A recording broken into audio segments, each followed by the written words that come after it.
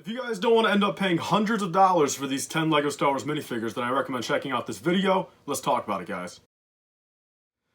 So yes, welcome back everyone to another LEGO Star Wars video. In today's video, I'll be letting you guys know 10 minifigures I recommend picking up before it's too late out of sets that are retiring at the end of 2022 if you guys don't want to end up paying a higher premium for them. So I've got quite a few here that I'm very confident in, and a few of them that we'll have to kind of play optimistic with, and might be good, might not be good. But let's get into it without further ado, guys. Number 10 right here, these first couple, like I said, I'm pretty optimistic on them because there's a solid chance we will see them next year or very soon, next year in the winter or the summer. Starting off, guys, with Bo-Katan right here. So these will all be domestic, markets, again, USA markets, bricklink prices, and new condition. That's what I'm basing all these prices off of. Right now, currently, Bo-Katan and the Mandalorian Starfighter going for about $15 to $20. So that is kind of the market for it right now. And naturally, that's gone up over the months too. You got to think about it. Like, she used to be a $8, $9, $10 minifigure for a while there, and already now that the fact that the set is just about to retire, a lot of people sold off their market already. A lot of people are buying quite a few of her.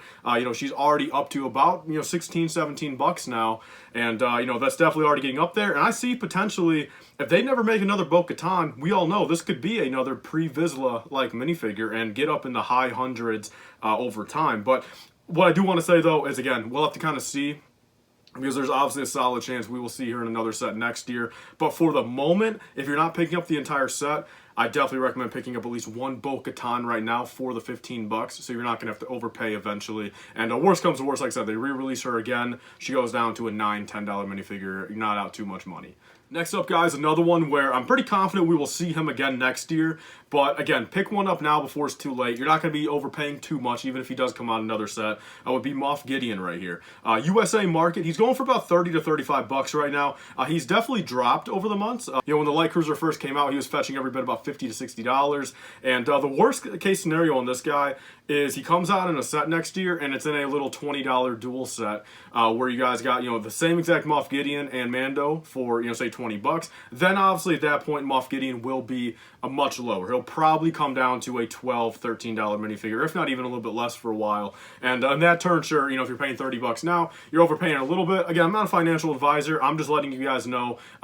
Be sure to check out the rumors, the leaks. I try to stay up on all that stuff. Where if we see nothing and hear nothing about a Moff Gideon and some of these other minifigures for next year, pick one up now before it's too late. That's just my recommendation to you. On to the next one, guys. Another two right here that we could potentially see next year due to Mandalorian Season 3. We got the armor right here, fetching about 10 bucks, 10 to 15 bucks right now.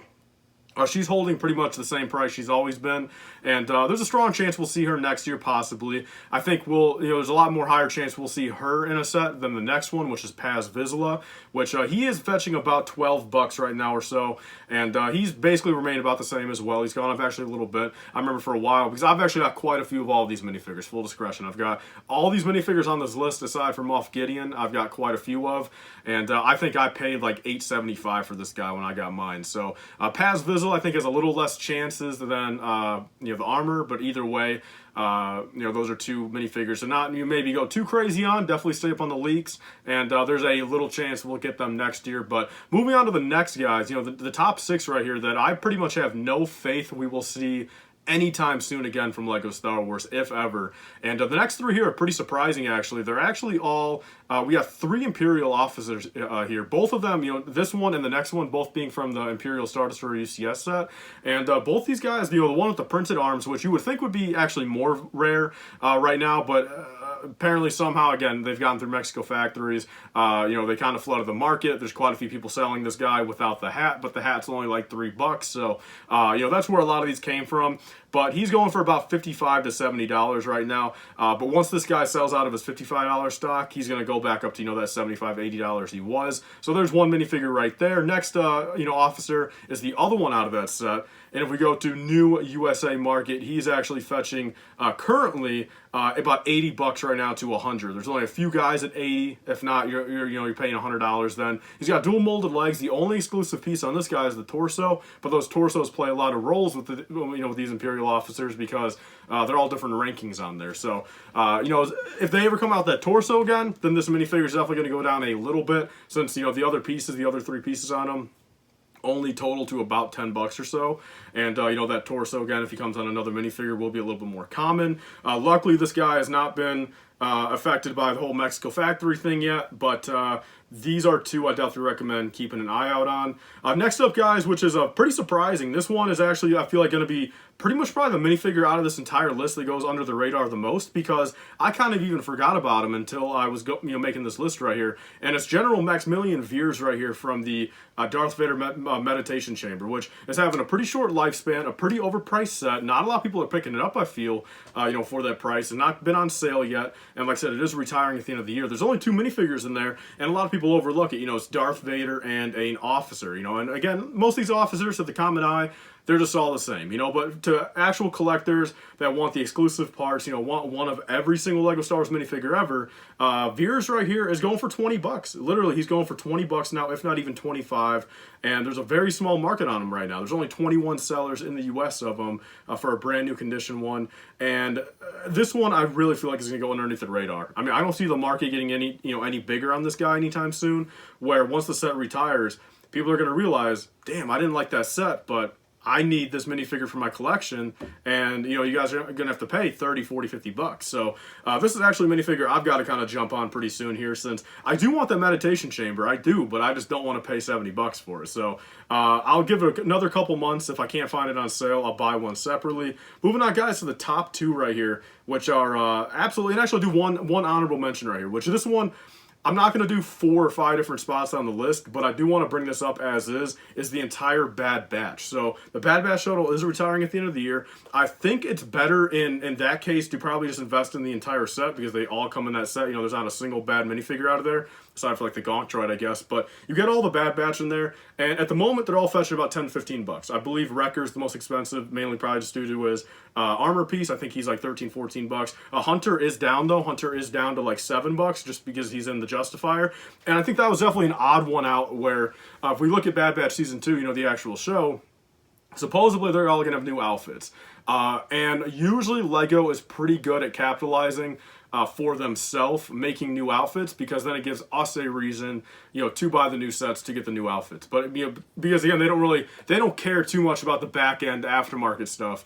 You know, they've never done anything to try to correct it, you know. So, and they own Bricklink, so they're clearly not too worried about it. You know, if they make new Bad Batch outfits and the other ones remain exclusive, you know, to the Bad Batch shuttle, they don't care that much, you know what I mean? So the Bad Batch minifigures are definitely one of those where if LEGO skimps out and just reuses the same one, then sure, they're going to stay, you know, pretty low price. But if not, like I said, I think those Bad Batch figures will definitely get up in the $20, $30 range. Moving on, guys, to the top 2, which I think are the best investments you guys could possibly make on this entire list. And number 1 especially. When we get to number 1, I've got the most faith in the world on this guy. So the number 2, though, we got the 332nd clone. So I think we all know by now the only exclusive part to him is the 332nd helmet, actually. So at this point, the minifigure's going for about 15 bucks. He's actually going pretty high up in value right now. Like, for any quantity, you're going to have to be paying about 18 to 20, which for a little stretch there, you only had to pay about 11 to 14. So he's already going up in value. You know, sadly, Mexico did get a hold on this minifigure, but that did not affect the market really at all, surprisingly. You know, there were quite a few people that were able to get 100 of these guys, but, you know, luckily they were nice and they kept the market about the same. But, yeah, this one is definitely insane.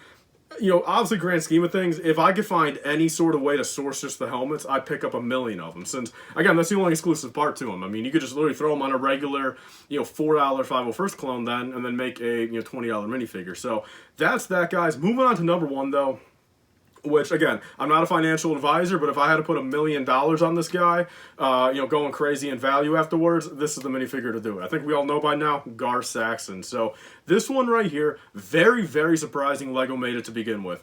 You know, they luckily made it about 1.5 years too late after the Clone Wars. They still made it, though. It's a halfway decent figure, a lot of detail. The helmet is definitely not my favorite, but again, I'm glad they did it. And only the Mandalorian Starfighter. We got to think about it. When will LEGO ever put this guy in another set? What's the purpose? You know, I don't blame LEGO. There's no other scenario in the entire like lifespan of Lego being a company where they need to put Gar Saxon in another set, unless maybe 10, 20, 30 years down the line they recreate Mandalorian Starfighter and they base it off of just this exact one. Because if anything, I see them maybe in 5-10 years doing another Mandalorian Starfighter, but making it pre-Vizslas again and put a pre-Vizsla in there.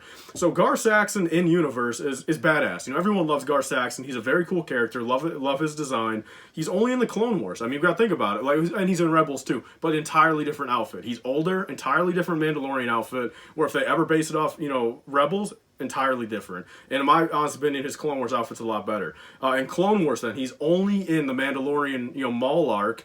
Then he got canned for Maul. Like he was not part of Maul's Crimson Dawn afterwards. Like he could not show up in a Solo. Like if they made a Darth Maul show between 3 and 4 or Solo 2, Gar Saxon will not be a part of that. So like there's no opportunity for him to ever show up in another set, in my opinion. And Gar Saxon, again, if I had to put $1 million on it, I would make the bet. I think by 2023 Christmas time, Gar Saxon, I'll mark my words, I think Gar Saxon will be a $100 new figure. I'll mark my words on that. I think 100%. Because right now the market, there's about 50 sellers of them. He's already going up in value. Again, I have a lot of Gar Saxon. I'll be straight up. I have a lot of Gar Saxon. And I paid, I want to say $9.39 for him, I think, or $9.49. And right at the current moment, he's about a $17 figure. And that's, if you're lucky, I mean, 17 to 20 bucks. So that's already a good investment on my end. And like I said, I think he's going to hit $100 if I had to guess anything. So thank you guys all for watching this video. Again, I'm not a financial advisor. This is all for your own benefit. If you guys want to use it to make money or just save money, use this video. If you guys have any other ideas down below that you guys want to see me make videos on, what do you guys think about this list? I'll see you guys on the next video. Bye, guys, and stay safe.